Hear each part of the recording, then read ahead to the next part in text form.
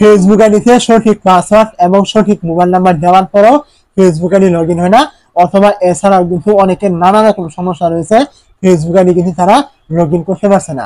তো আপনার যদি এমন কোনো সমস্যা হয়ে থাকে, তাহলে আপনাকে আমি রিকোয়েস্ট করবো আপনি এই ভিডিওটি 1 সেকেন্ড টানবেন না বা স্কিপ করবেন না, সম্পূর্ণ দেখেন, আপনি চেষ্টা করবেন।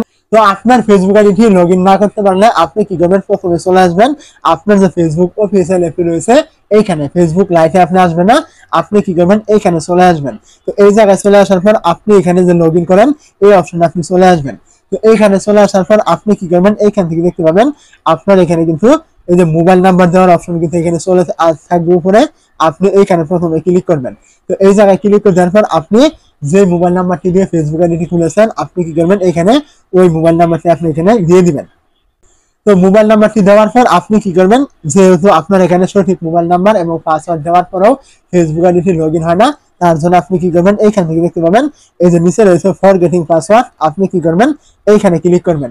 তো এই জায়গায় ক্লিক করে দেওয়ার পর আপনার এখান থেকে বেশ কিছু লুট নেবে, লুট নেওয়ার পর যদি কোনো রকম অ্যালাউ চাই অবশ্যই আপনি এখান থেকে অ্যালাউ গুলো করে দিবেন। তো অ্যালাউ গুলো এখান থেকে করে দেওয়ার পর আপনার সামনে দেখতে পাবেন এখানে বেশ কিছু লুট নিয়ে কিন্তু আর একটি নতুন ইন্টারভিউ কিন্তু আপনার এখান থেকে চলে আসবে।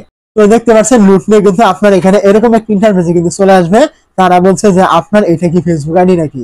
তো যদি এটা আপনার হয়ে থাকে তাহলে কন্টিনিউতে ক্লিক করবেন, আর যদি আপনার এই আইডিটা না হয়ে থাকে এই নাম্বারে, তাহলে আপনি কি করবেন, এইখান থেকে দেখতে পাবেন এই যে ব্যাক অপশন রয়েছে, আপনি এখান থেকে ব্যাগে ক্লিক করবেন।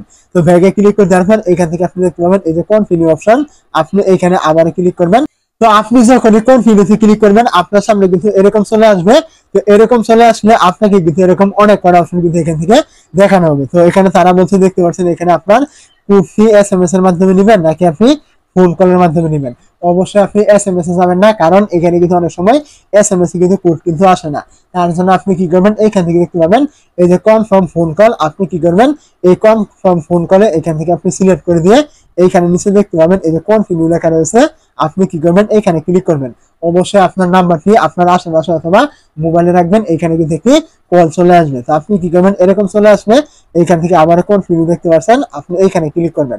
এই জায়গায় ক্লিক করে দেওয়ার পর এখান থেকে আপনার বেশ কিছু লুট নিয়ে কিন্তু কোনো রকম এলাও চাইলে এলাও গুলো করবেন, এবং এখানে আপনার বেশ কিছু লুট নিয়ে কিন্তু আপনার এই নাম্বারে কিন্তু কলটি কিন্তু চলে আসবেন, আপনি যে নাম্বারটি এখানে দিয়েছেন বা ফেসবুক আইডিটি খুলেছিলেন। তো অনেক কারণে কিন্তু আপনার এখানে কলটি কিন্তু নাও আসতে পারে। তো আপনার যদি কলটি না আসে তাহলে এইখান থেকে আপনি দেখতে পাবেন এই যে get proof your link SMS, আপনি কি করবেন এখানে সিলেক্ট করবেন এবং এখান থেকে আপনি আবার এখানে কন্টিনিউতে ক্লিক করবেন।